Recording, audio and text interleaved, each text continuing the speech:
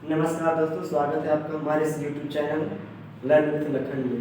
मैं राम लखन साकेत आप सभी का दिल से धन्यवाद, स्वागत, साई हृदय वंदन करना चाहता हूँ। आज का हमारा मुख्य विषय है कि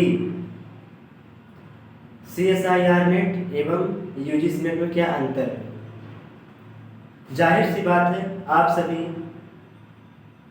बहुत अच्छे से जानते होंगे कि जो विद्यार्थी अपना ग्रेजुएशन करने के बाद मास्टर डिग्री जिस विषय से पास करता है, उसका जो मुख्य विषय होता है उस विषय से आपका CSIR नेट एग्जाम होता है। तो हम जानते हैं कि CSIR नेट क्या होता है, इससे क्या क्या बेनिफिशियरी है, एवं क्या CSIR नेट आपकी जॉब की गारंटी देता है या नहीं देता, क्या इसमें आपको भविष्य में इसे क्रैक करने के बाद या नेट निकालने के बाद आपको स्थायी रूप से नौकरी मिलती है नहीं। आइए तमाम चीज़ों के बारे में हम चर्चा करते हैं। सब हम जानेंगे कि क्या होता है ये CSIR नेट। हम जानेंगे CSIR नेट। CSIR नेट एक NTA नेशनल टेस्टिंग एजेंसी के द्वारा कंडक्ट किया गया ऑल इंडिया एग्जाम होता है। इसमें साइंस स्ट्रीम के विद्यार्थी जो अपना ग्रेजुएशन के साथ मास्टर्स डिग्री लाइक MSc किए हुए हैं, वे CSIR नेट के लिए एलिजिबल हो सकते हैं। इसकी मुख्य पात्रता यह है कि जो विद्यार्थी PG अर्थात MSc में जो फर्स्ट सेम सेकेंड सेम पास कर चुका है, अभी थर्ड सेम में लगा हुआ है, मतलब कहने का तात्पर्य है कि अपनी प्रथम PG के प्रथम वर्ष में पास कर चुका है और द्वितीय वर्ष अर्थात थर्ड सेमेस्टर में पढ़ रहा है, तो वो भी अप्लाई कर सकता है। इसकी मुख्य अर्हता क्या है कि वह PG में यदि ST/SC है तो उसे 55% अनिवार्य है PG में पाना, एवं साथ ही जो OBC अनारक्षित कैटेगरी के विद्यार्थी हैं उनके लिए अलग प्रावधान है। मुझे स्पष्ट रूप से जानकारी अभी तक नहीं है, फिर भी 60% अनिवार्य है। हाँ, तो हम क्या चर्चा कर रहे थे कि CSIR नेट एग्जाम क्रैक करने के बाद क्या होता है।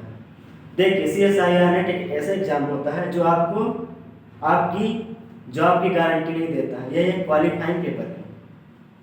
क्वालिफाइंग पेपर मतलब सिर्फ एक पात्रता परीक्षा है कि आप उस क्षेत्र की ओर जा सकते हैं। जैसे CSIR नेट क्रैक करने के बाद जो भी कैंडिडेट्स भविष्य में असिस्टेंट प्रोफेसर बनना चाहते हैं या रिसर्च में जाना चाहते हैं या फिर JRF में जाना चाहते हैं, मतलब जिनकी प्लानिंग अपने फ्यूचर को शिक्षा के क्षेत्र में जाना, अर्थात वह हायर एजुकेशन की तरफ कॉलेज यूनिवर्सिटीज इसमें जाना चाहता है, तो CSIR नेट क्रैक करने के बाद वह अपना फ्यूचर चुन सकता है। साथ ही CSIR नेट में विज्ञान स्ट्रीम के विद्यार्थी शामिल होते हैं। विज्ञान स्ट्रीम में आने वाले मुख्य विषय जैसे physical science, chemical science, botanical science, computer science, many types of subject. इसमें क्या होता है कि part A, part B, part C शामिल होते हैं। पार्ट A आपका क्या होता है, जनरल एप्टीट्यूड टेस्ट होता है। जनरल एप्टीट्यूड होता है। पार्ट B क्या होता है, पार्ट B होता है आपका कोर सब्जेक्ट, और पार्ट C होता है आपका विश्लेषणात्मक प्रश्न। इसमें 5 अंक के नंबर शामिल होते हैं। अब हम चर्चा करेंगे UGC net, under grant university national testing agency. ये क्या कर रहा है, इसे भी नेशनल टेस्टिंग, इसे विश्वविद्यालय अनुदान आयोग द्वारा कंडक्ट कराया जाता है। इसमें कला में अध्ययन कर रहे छात्र जो PG में अध्ययनरत हैं एवं जो PG अपना पूरा कर चुके हैं, उन्हें लगता है कि हमें अपनी भविष्य के लिए असिस्टेंट प्रोफेसर बनना और साथ ही आपका लेक्चरर में जाना एवं जूनियर रिसर्च फेलोशिप JRF में जाना। इसमें कई विषय शामिल होते हैं, जैसे आप MA भूगोल सीखिए, MA इतिहास, राजनीति, संस्कृत, हिंदी साहित्य, कई प्रकार के विषय शामिल होते हैं जो मतलब कला संकाय में शामिल होते हैं।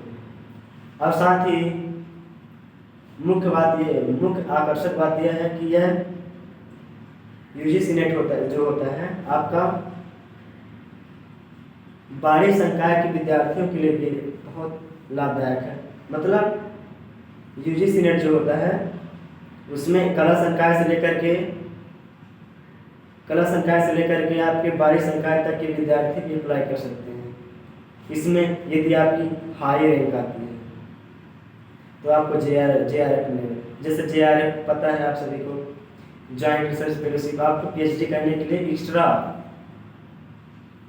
के लिए आपको फेलोशिप प्रदान की जाती है। समथिंग 1 महीने 35,000। इसमें आपको HRA शामिल होता है, ट्यूशन फीस शामिल होता है, लैब फीस शामिल होता है, जो आपको आपकी भविष्य में किसी भी यूनिवर्सिटी में पास करने पर किसी यूनिवर्सिटी में दाखिला लेने पर, जैसे इसमें एक वैलिडिटी होती है कि आप 3 साल के भीतर यदि आप किसी भी यूनिवर्सिटी में अपनी PhD के लिए एडमिशन ले लेते हैं तो आपको यह फेलोशिप प्रदान की जाएगी। और यदि आप 3 साल के बाद यदि करते हैं तो यह आपके लिए लाभदायक नहीं होगा, मतलब आप इस सुविधा का लाभ नहीं ले सकते। तो हाँ, हम बात कर रहे थे JRF बहुत उपयोगी होता है। मतलब इसके लिए तो एकदम सैलरी इनकम बहुत ज़्यादा हो जाता है, सैलरी में बहुत अच्छा खासा कमाई हो जाता है। यहाँ तक कि हमें किसी फैमिली की या फिर यदि हम मध्यम परिवार वर्ग से संबंध रखते हैं तो हमें बहुत सारा मदद मिल जाएगा। साथ ही इसमें क्या होता है कि आपका पार्टिकुलर जॉब तो नहीं लगता। इसमें आपको यदि आप UGC नेट या CSIR नेट आप पास कर जाते हैं तो आपको एक योग्यता मिल जाएगी कि हाँ, आप वास्तव में इस क्षेत्र के लिए योग्य हो गए हो। जैसे वैसे तो MPPSC के माध्यम से, जैसे आप मध्य प्रदेश के सहायक प्राध्यापक के रूप में कार्य करना चाहते हैं या मध्य प्रदेश के भीतर किसी भी यूनिवर्सिटी में आप प्रोफेसर के रूप में कार्य करना चाहते हैं तो आपको MPPSC असिस्टेंट प्रोफेसर का एग्जाम देना पड़ेगा। इसमें भी प्रीलिम्स, मेंस, साक्षात्कार शामिल होते हैं। ये हुआ। यदि आपका CSIR नेट क्वालिफाई है तो आप भारत के अंदर किसी भी विश्वविद्यालय में आप लेक्चरर के रूप में अपनी सेवाएं दे सकते हैं। सेम UGC नेट में भी होता है। शर्त इतना होता है कि UGC नेट के जो विषय होते हैं हिंदी मीडियम में के विद्यार्थियों के लिए बहुत सरल माध्यम बन जाता है। साथ ही CSIR नेट, एक तो देखिए आपको बायलैंग्वेज लैंग्वेज होता है। प्रायः तो साइंस के सब्जेक्ट में क्या होता है कि हमेशा से ही इंग्लिश की प्रायोरिटी ज़्यादा होती है, हिंदी बहुत कम यूज हो जाती है। इसके कंटेंट, स्टडी मटेरियल, बुकें सभी इंग्लिश में मौजूद होती है। तो मेरा मानना है कि यदि आप सभी को करना है तैयारी तो आप इंग्लिश लैंग्वेज ले सकते हैं। इसमें क्या होगा कि आपको कंटेंट मटेरियल ज़्यादा मिल जाएंगे, PDF हो जाएगा।